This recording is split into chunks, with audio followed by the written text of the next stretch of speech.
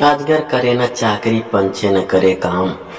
एक दिन मलुक दास को न जाने क्या सूझा कि हटकर बैठे कि ईश्वर सबको दिखता है, मैं देखता हूँ मुझे ईश्वर कैसे खिलाता है।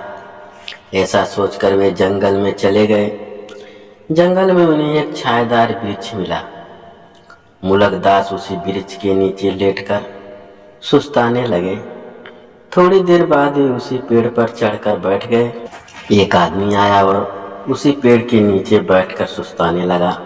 थोड़ी देर बाद उस व्यक्ति ने पोटली खोली और खाना निकाल कर रख लिया। उसने अंगोछा बिछाया और उसी पर रोटियां, सब्जी आदि सब अलग अलग करके रखता गया। जैसे ही वह खाना खाने को तैयार हुआ कि उसे घोड़ों को टापों की आवाज सुनाई दी। उस व्यक्ति के पास धन भी था। उसने सोचा कि चोर हुए तो सब छीन लेंगे, इसीलिए वह तुरंत पोटली लेकर भाग खड़ा हुआ। वह झाड़ियों में छिपता हुआ निकल गया। थोड़ी ही देर में चोरों का गिरोह उस पेड़ के पास से निकला। पेड़ के नीचे खाना रखा हुआ देखकर गिरोह रुक गया। खाना खाने योग्य ताजा था। सरदार ने अपने साथियों से कहा, लगता है जरूर कोई जासूस यहाँ आसपास छिपा है, हम लोगों को पकड़वाने के लिए आया होगा। चोरों ने इधर उधर खोजा लेकिन किसी को कोई नहीं मिला। एक की नजर पेड़ के ऊपर चली गई। वह चिल्ला उठा, सरदार देखो, ये पेड़ पर एक आदमी बैठा है। वह निश्चित रूप से जासूस है।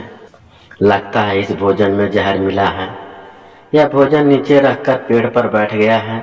उसने सोचा होगा कि हम लोग इस जहर मिले भोजन को खाएंगे और मर जाएंगे या बेहोश हो जाएंगे तो यह पकड़वा देगा। मुलक दास को जबरन चोरों ने नीचे उतार लिया। मुलक दास ने चोरों से कहा कि मैं कोई जासूस नहीं हूँ, मैं यूं ही यहाँ आकर बैठ गया था, मैं साधु हूँ। मुलक दास की बात सुनकर सरदार, जासूस भी इसी तरह वेशभूषा में होते हैं और इसी तरह की याद करते हैं। सरदार ने मुलक दास के सीने पर भाले की नोक रखते हुए कहा, इस खाने में जहर नहीं मिला है तो इसे तू खा, अगर नहीं खाया तो जान से मार दूंगा। मरता क्या न करता। मुलक दास ने खाना खाना शुरू कर दिया।